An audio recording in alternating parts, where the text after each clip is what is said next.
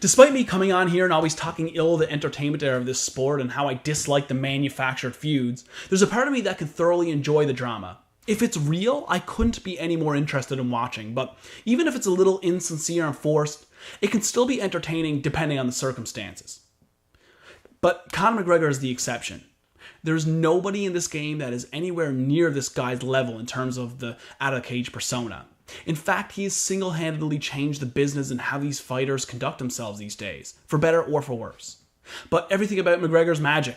I'm already chomping at the bit for the UFC 229 press conference. McGregor hasn't made a public appearance at a UFC event or presser in years, so God knows what will go down when that time finally comes around.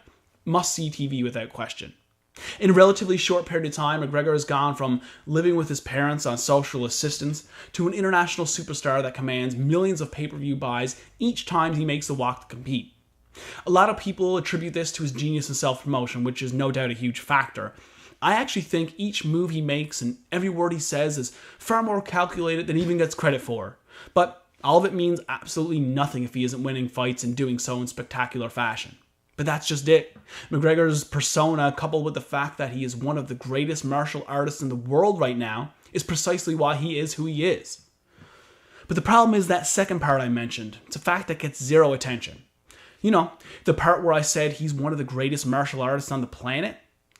It's something that nobody's talking about, and it's simply because his persona is so colossal that it overshadows how incredible he really is. UFC President Dana White has recently stated that he thinks McGregor is the most underrated fighter in the UFC, and he's right. Even the very man that will be the head coach of McGregor's opponent at UFC 229 came out on the Eurobash podcast singing McGregor's praises. Khabib's head coach Javier Mendez said, and I quote, "To me, Conor McGregor is the best stand-up guy in the whole UFC, in my opinion." Mendez went on to say, "He's got incredible relaxation. He approaches it like a scientist. He knows how to read you. He knows how to bait you.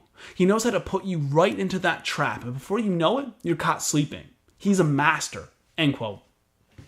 A surprisingly refreshing move by the head coach, aka, by the way, to say such things. It makes sense though. Why not speak the truth and call a spade a spade?